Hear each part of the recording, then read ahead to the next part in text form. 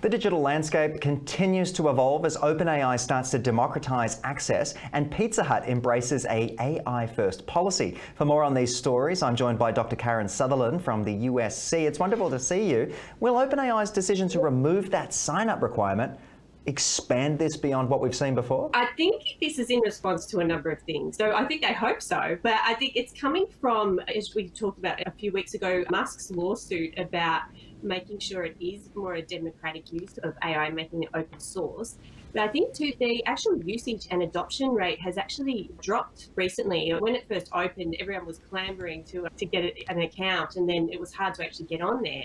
But now I think the novelty has worn off a little bit, particularly with the number of free tools available. So I think this is to try and increase adoption rates. Yeah, it's interesting stuff. It's not hard to create an account either. I always say to people when I recommend they have a look at it, and they say, oh, do I have to create an account? And that puts them off. So it'll be interesting to see how this changes. Do you think the elimination of signups will affect the experience and I guess the accessibility in that regard? Look, I think clearly they'll need to have a powerful enough back to accommodate all of these people if they are going to sign up. I think it will allow for, of course, if people are open to that, what their queries are to actually be part of the training data that's used to perfect and improve the platform. So I think that's a win. But I think the really useful features, I mean, the ChatGPT 3 is great, but ChatGPT 4 and onwards is where you have some really great tools to use, but I don't think they will be accessible if you don't have an account and you don't actually pay that subscription fee. Yeah, which makes sense as a business model. But let's move ahead and continuing with AI. I want to talk about Pizza Hut and Taco Bell, I believe. The companies have claimed to go AI first, whatever that means. Tell us a little bit more. Yeah, so they're both companies under the Yum brand of companies over in the US, and they're implementing a lot of AI, particularly around automation and just increasing the tech so that franchisees can actually make better decisions. So really freeing up the time in terms of things like logistics and distribution and the use of product and that sort of thing, just to make it a lot easier, more efficient and cost effective. Also trying to increase the quality of customer service as well.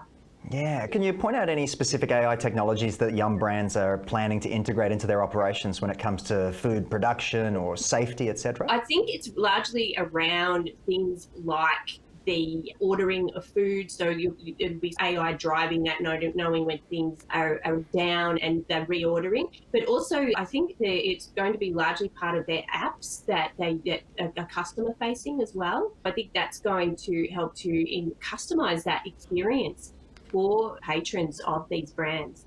Yeah, so to finish up, Google has just agreed to destroy billions of data records to settle a lawsuit. Tell us your thoughts on this and what's going on. Yeah, this is in response. You have to say that's great on Google's part for agreeing to do it, but they were held to account because some users were believing they were having private searches and they actually were not, and Google was retaining that data on them.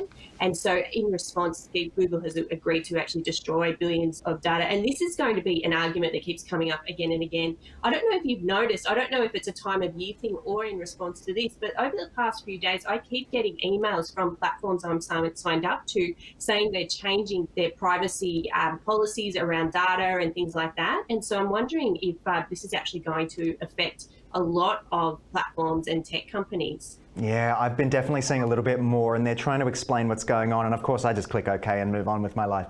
But I'm sure there's something else to be said for it. Do we believe this to be a good move? Is it about time? Is it the sort of thing that they're going to have our data anyway? Is it a ho-hum nature about this at all? I think there's two camps. I think there are people who are really worried about people having their data, and then there's other people who are like, everything is taking our data. If you're worried about data, don't use social media or use any platform of social media. Very well said by you. It's always a pleasure to speak to you on the program. I want to thank you for joining me and, of course, highlighting a little bit more about what's going on when it comes to AI and Google and whatever else is coming up on the screen. There you are. I look forward to seeing you again very soon, Karen. Thanks so much.